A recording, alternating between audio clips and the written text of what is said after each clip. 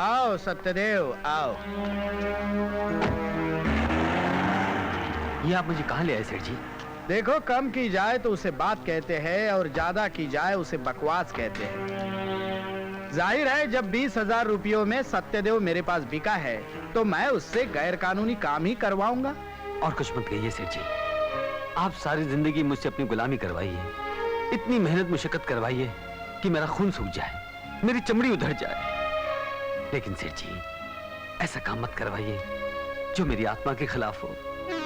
सत्यदेव, हमने सुना है कि फैक्ट्री और मोहल्ले के लोग नियत और ईमानदारी के नाम पर तुम्हारी कस्में खाते हैं, तो जाकर कह दो उनको कि झूठा और मक्कार है सत्यदेव, जो खुद को मेरी अमानत और जागीर होने का झांसा देकर 20,000 रुपए ऐट ले गया है।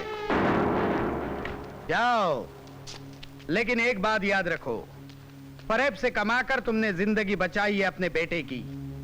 अगर उसका भुगतान नहीं करोगे ना तो एक दिन वही बेटा कानून का दुश्मन बन जाएगा, गैर कानूनी धंधा करेगा। ऐसा मत कहिए सेठ जी, भगवान के लिए उस मासूम को ऐसा श्राप मत दीजिए। अपनी जुबान की भरपाई कर दो, तुम्हारा बेटा इस श्राप से मुक्त हो जाएगा। अपनी बीवी, अपने बच्चे पर किसी भी बद्दुआ का साया न पड़ने पाए, उसके लिए मैं कुछ भी कर सकता हूं। मगर कब तक इस कर्म की भरपाई करता रहूंगा? जिस दिन मैं 20,000 रुपये के एवज में 20 लाख कमा लूंगा उस दिन मुक्त कर दूंगा तुम्हें।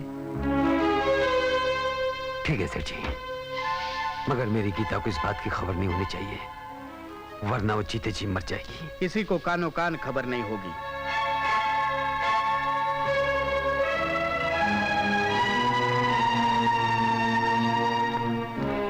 शेषनाग जी, समझ में नहीं आ रहा है कि आप इससे बदला ले रहे हैं या अपने गिरोह में शामिल कर रहे हैं। नहीं शिवा, नहीं।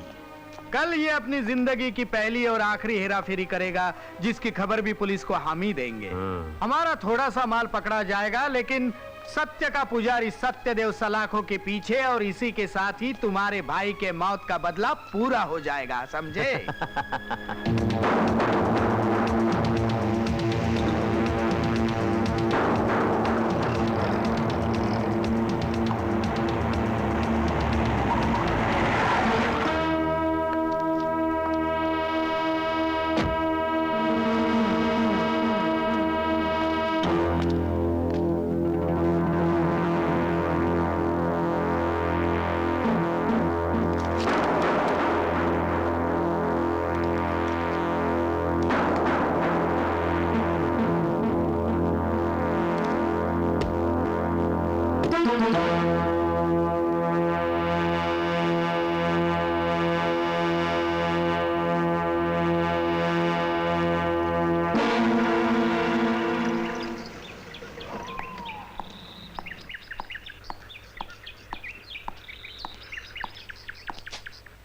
हमें खबर मिली है कि इस गाड़ी में स्मगलिंग का माल है। आपको खबर सही मिली है। आप जानते हैं आप क्या कह रहे हैं? मैं सिर्फ सच बोलता हूं। आप मुझे गिरफ्तार कीजिए, यही मेरा प्रायश्चित है।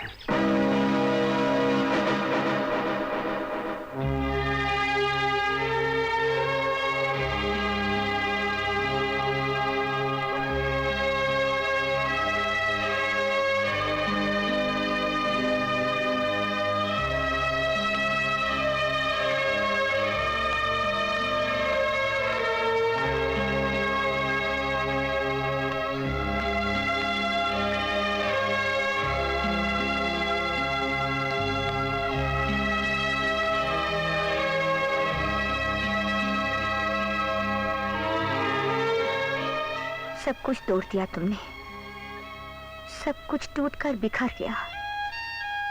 कानून तोड़ा तुमने, इसका तो सिर्फ दुख है मुझे।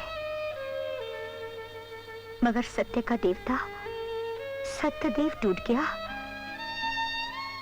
ये तो कलंक का टीका बन गया मेरे माथे का। ये क्या गीता, सिंदूर की जगह काला टीका? हाँ, आज करवा चौथ है। अपने पति की सलामती और लंबी उम्र के लिए व्रत रखा है मैंने, ये मेरा धर्म है। वैसे तो आज के दिन हर सुहागन अपने माथे पर सिंदूर का लाल टीका लगाती हैं, पर मैंने तुम्हारा दिया हुआ कलंक का काला टीका लगाया अपने माथे पर। सिद्धांतों की दुहाई देकर तुम्हारा ऑपरेशन नहीं हो पाता गीता। जज्बात से मेरे बेटे की जान नहीं बच जाती। अरे अगर मुझे पता होता मेरी जान, मेरे बच्चे की जिंदगी की कीमत तुम्हारे सिद्धांतों को तोड़कर चुकानी पड़ेगी, तो मैं बाज रहकर बिना औलाद के मर जाना पसंद करती। आज पहली और आखिरी बार मैं तुमसे यहाँ मिलने आई हूँ। अगर कमजोर औरत होती तो जिंदगी में तुम्हारे सहारे की जरूरत होती, मगर सत्य जिनका सहारा हो वो कभी बेसहारा हो ही नहीं सकते। बहुत हिम्मत और ताकत है मुझ में। पाल लूंगी अपने बेटों को और जिंदगी भर अपने सत्यदेव का इंतजार करूंगी। और जब तक मेरा सत्यदेव वापस नहीं आता, मैं अपने माथे पर काला टीका ही लगाऊंगी और अपने बच्चों को कभी इस आदमी का नाम नहीं बताऊंगी।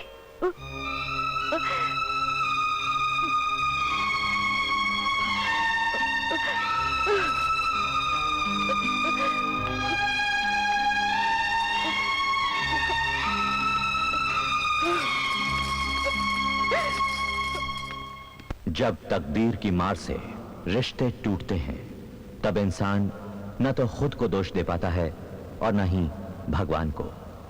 वो एक ऐसा खिलौना बनकर रह जाता है जिसे जिंदगी भर खुद ही देखना पड़ता है, अपनी तकदीर का तमाशा।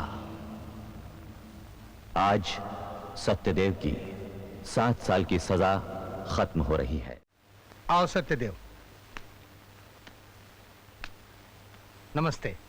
देखो सत्यदेव, तुम्हारी सजा पूरी होने से पहले तुम्हें आज रिहा किया जा रहा है। इसकी वजह है तुम्हारा अच्छा चाल चलन। मैं जानता हूं यह सजा तुम्हारे किए की सजा नहीं है, यह तो तुम्हारा प्रायश्चित है। और मुझे पूरा विश्वास है कि आइंदा तुम ऐसा कोई काम नहीं करोगे जिसकी वजह से तुम्हें ये सलाखों की जिंदगी फिर देखनी पड़े।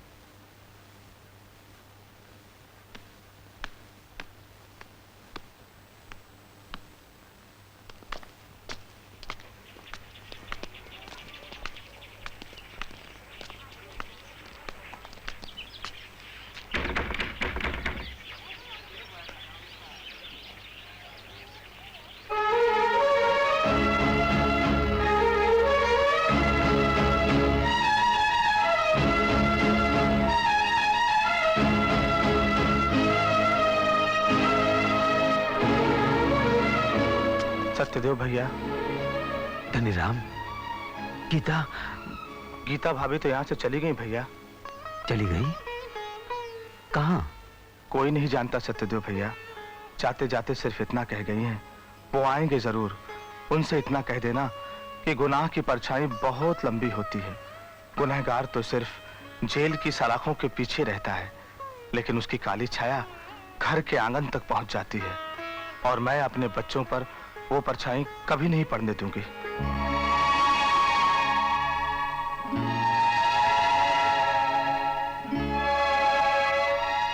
कहाँ जा रहे हो सत्यदेव भैया? मेरी गीता और मेरे बच्चे चले गए तो आज ही सत्यदेव की मौत हो गई। देखो अब अगला जन्म किस रूप में होता है।